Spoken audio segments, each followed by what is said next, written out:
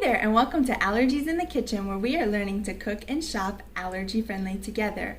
Today I finally have my veggie broth recipe for you, and I also show you how I freeze it into about a 1/3 cup measure so that I can pull it out for sauces, like in my meatball sauce, my sticky meatballs. That's so good. I use it in that. I also use this for any soups or stews. It's a way that I make pretty much free vegetable broth. I just use all of my veggie scraps from all of my cooking throughout probably about a month or couple months. I keep the scraps in a freezer bag in my freezer, and when it gets full, I have enough to do a batch, I add a bunch of water. I did it in the crock pot the first few times, and in today's video I'm going to use my Instant Pot for the first time ever. It turned out really well and it was so much faster. I'm probably going to do it this way from now on. And so I show you how I freeze that, how I make it, and it's a really yummy one. It's simple, it's real easy, and it's so much cheaper than the vegetable broth that you would buy in the store that's allergy friendly, because most of them have they add sugar to almost any vegetable broth that you buy, which is surprising, but it's in there. And they also a lot of times will add yeast or add gluten. There's all kinds of things in there that it just really doesn't need. It's vegetable broth. It should be veggies and water and salt, seasonings. Simple, easy, healthy. It shouldn't have all the crap in it.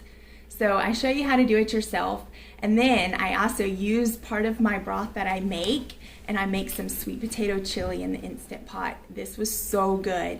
Even my son, who's not huge on chili, he ate it up, and we ate it the next night. It's so yummy, and the sweetness of the sweet potatoes helps offset the tomato and the acidity of all the tomatoes in it. And you'll have to give it a try this fall. It's really, really good. So let's get to it. Here I am just opening my bags of frozen veggie scraps that I've kept. I either use about a gallon size full or a couple of these smaller quart bags full. And this just all of my little end pieces and bits of onion, the garlic. If I've cut off any pieces of it, I'll save that. Or even the paper of the onion and garlic. Like, there's so much flavor in that. You don't have to throw that away. Use it. There's also bits of broccoli, carrots, any vegetables I've been using. You can, if you wash your carrots and wash your sweet potatoes or potatoes before, then when you peel them, save that scrap too. There's a lot of nutrients and stuff in that you don't eat all the time. So all it is my veggie scraps. I put that in there.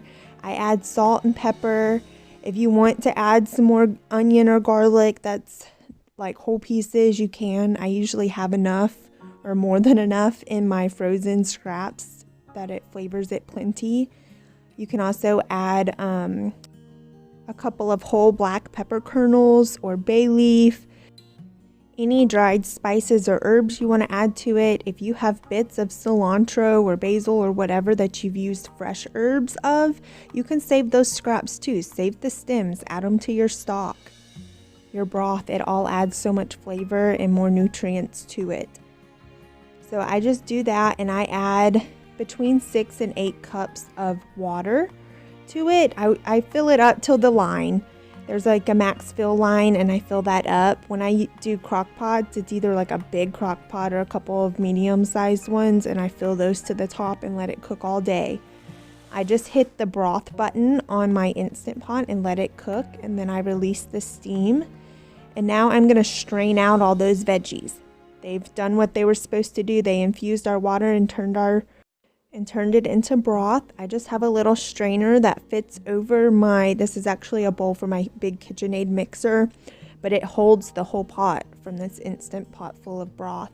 And so I'm straining out and pushing out all of the veggie broth through the strainer.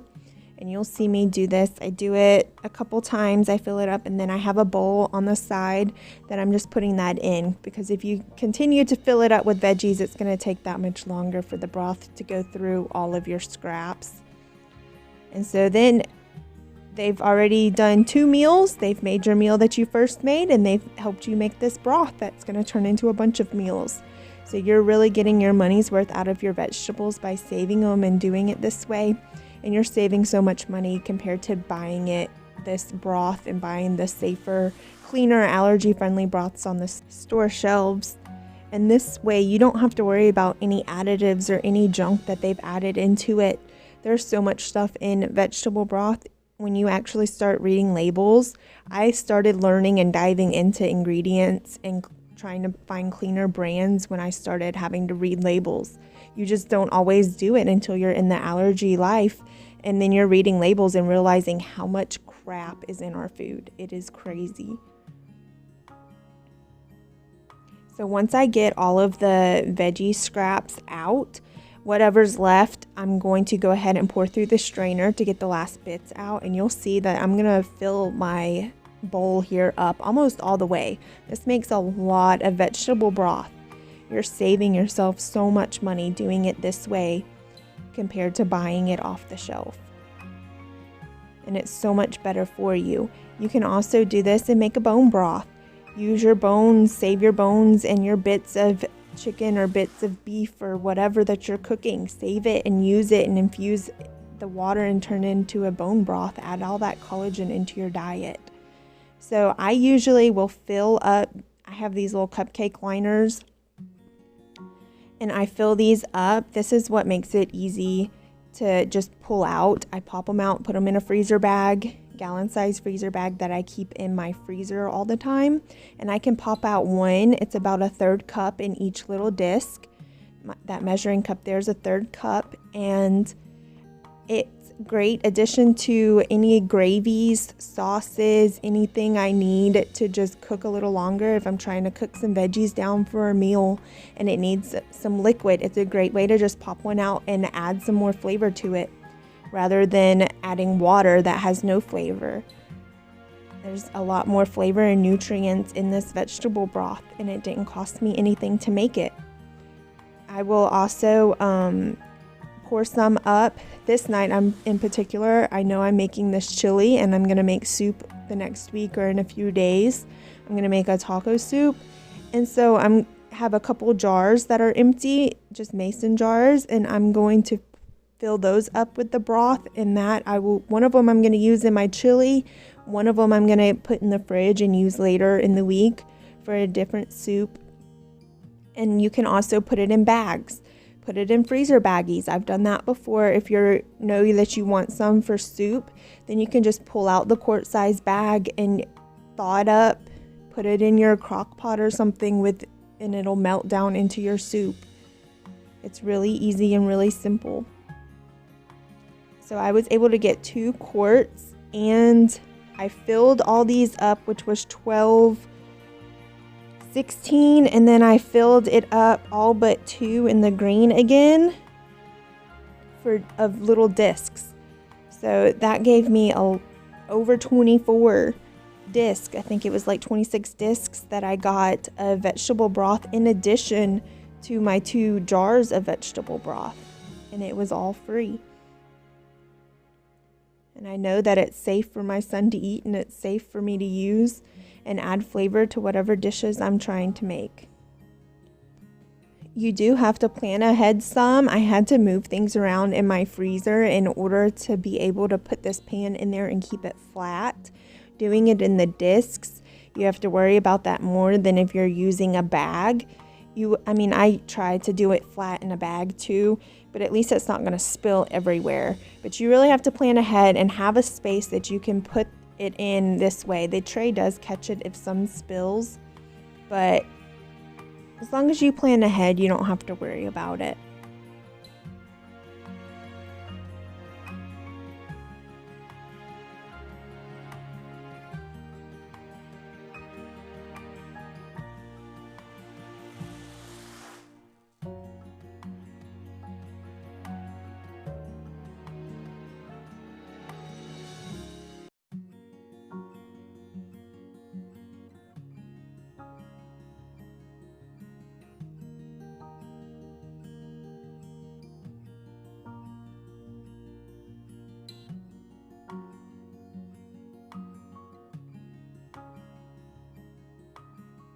Now that I have all of my broth put away, I'm going to make my chili. I wasn't sure if I needed 1 or 2 of the jars, but I did end up only needing 1 of the jars of broth. I'm using my Instant Pot for this chili, so I have it on the saute mode already. So I'm just gonna brown up my ground beef. I only use about half a pound in my whole pot of chili. I'm not one that likes a lot of meat. I'd rather have the beans, but I do like to have the flavor of the meat. You could easily omit it and add an extra jar of beans and make this a vegetarian or vegan meal, since we are using vegetable broth instead of beef broth. So I'm just gonna saute up my beef and brown it. And I do add an onion to it. I like the flavor that it adds and just the texture, and having the extra whole vegetable in there. I also add sweet potato later on to help balance the chili and add some more nutrients and carbs to it.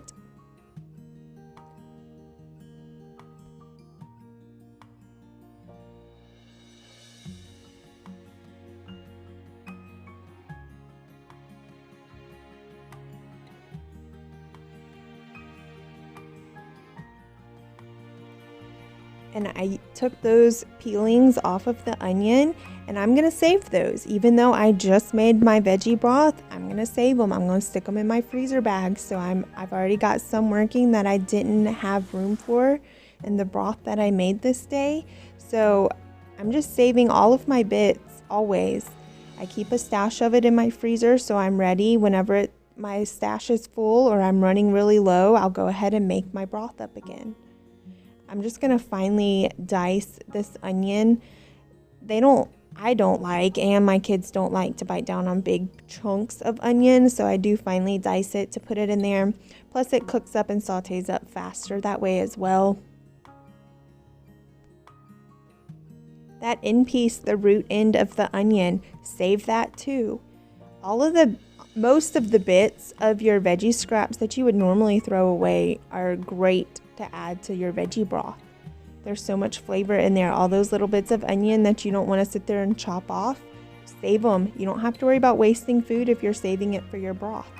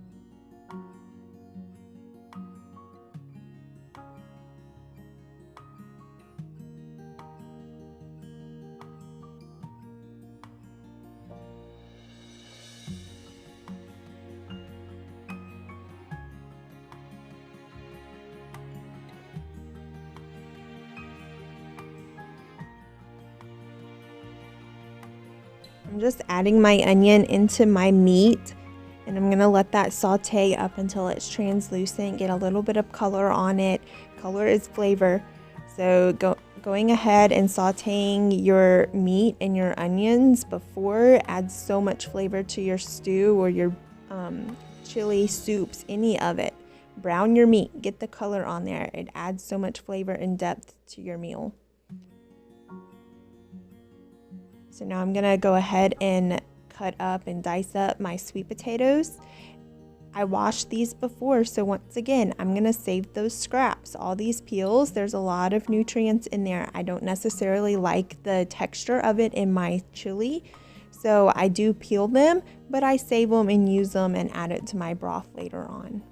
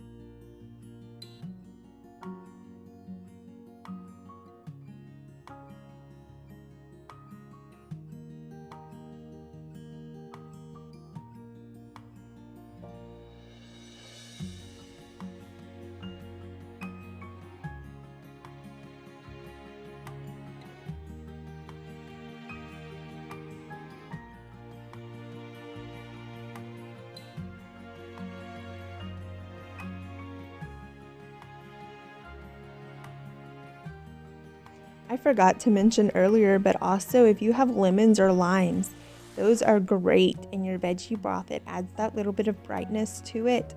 After you've used the juice or the zest, just keep your cut up pieces of lemon or lime and add that into your freezer bag. This set that I did today, I don't think, well, it may have had some limes. I think I did have some limes in there, but it adds a really great flavor to the broth as well.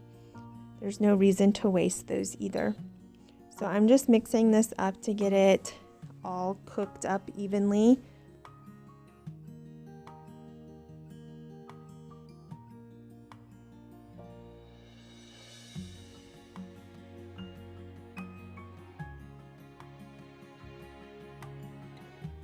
I'm going to start dicing up my sweet potatoes. Sweet potatoes are hard. They can be difficult to cut sometimes, so make sure your knife is really, really sharp. And I always cut off a part of it so I can lay it flat and have a flat surface. That makes it a lot safer to cut through and chop up your sweet potato. I do a similar thing with the onions a lot of times. If it's wanting to roll around, just cut off a little bit so you have a flat surface to hold it. I'm just going to get all these chopped up so I can add them to the pot when it's ready.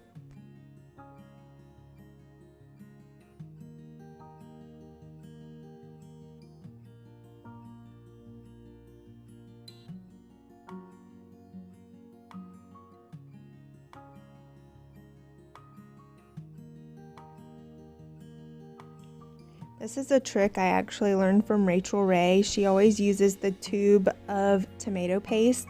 She squirts a little in there while the pan is hot and kind of wakes it up. You can do the same thing with your spices.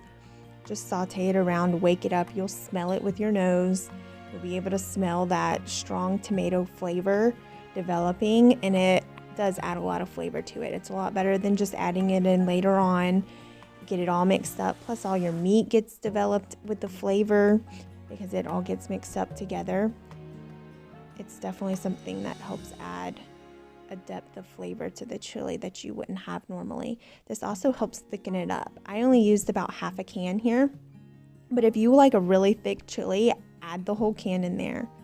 Now I'm adding a big can of crushed tomato. You can use diced tomato, crushed tomato, tomato sauce, whatever tomato product you want to add. That's just going to add that acidity and body to the chili. Then I'm adding my jar of the veggie broth that I had just made. And I do add a little bit of water to my can of crushed tomato just to make sure I get all that out.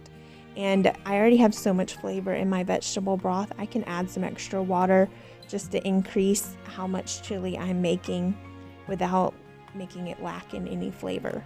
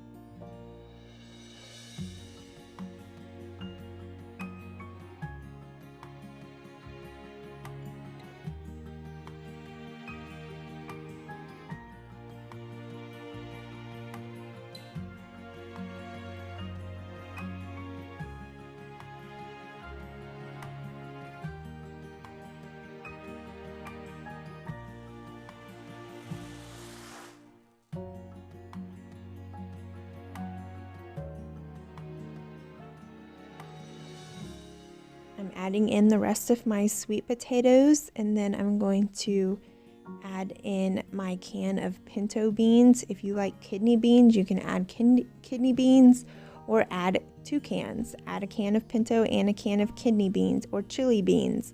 I do find it difficult to find allergy-friendly chili beans that have clean ingredients in them. A lot of times they add stuff to them, and have natural flavors which can hide things. So I opt for pinto beans usually instead.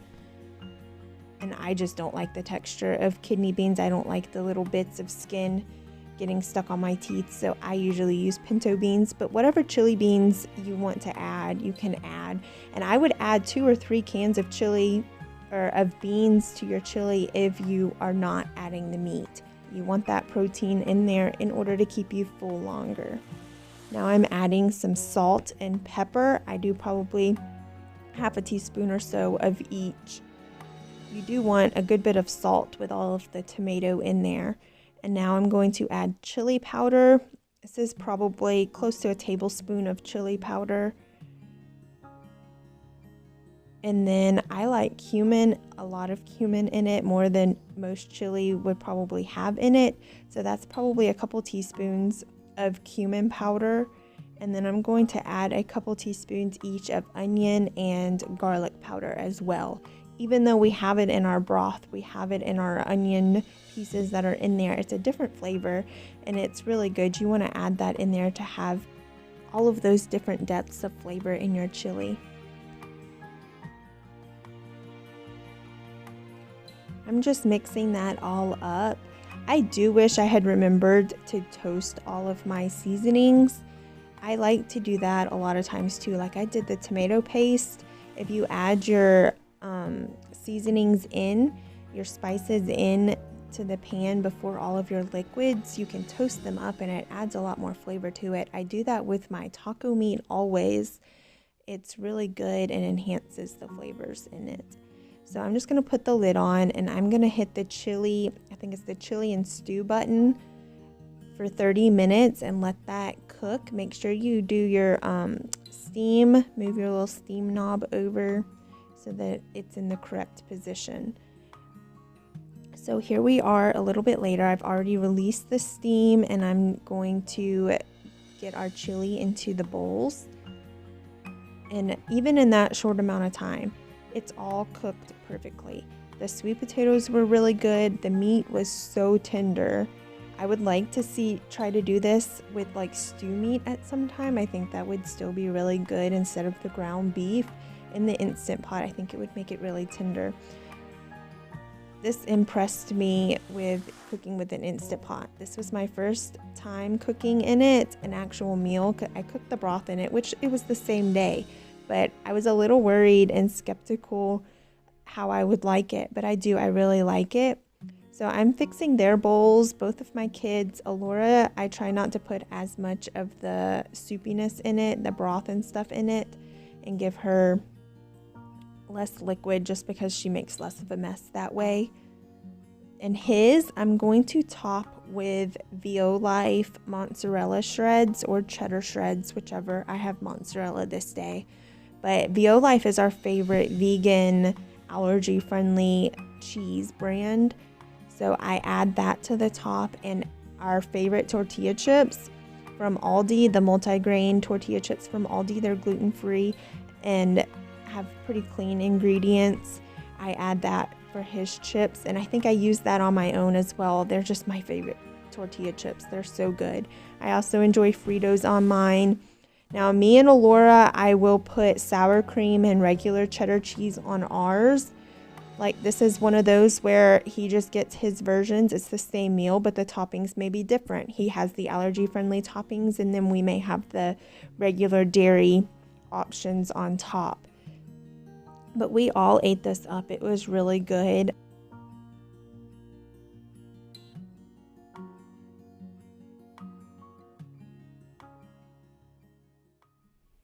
Thank you so much for joining me in the kitchen today. If you decide to try these recipes out, please remember to tag me on Instagram so I can see. My recipes are always either linked in the description box below, or these two are my personal recipes that I just kind of made up on my own. I type all of those out so you're able to follow along with me. Try out this vegetable broth. It's so much cheaper, practically free, and so much more delicious than anything you're going to find on the grocery store shelves. There's no need to worry about your allergies. Just use what you have, use what you've been cooking with, all of your scraps, and add some water, and you've got delicious, cheap vegetable broth. Use it to make this sweet potato chili that I know you are wanting to try out. It's so good, and I hope you and your family enjoy it. Please remember to hit that like and subscribe button down below so that you're notified when I post more allergy-friendly content, and all of my sweet treats, all of my soups, stews, yummy, yummy, yummy meals you'll get to check out. I'll see you in the kitchen next time.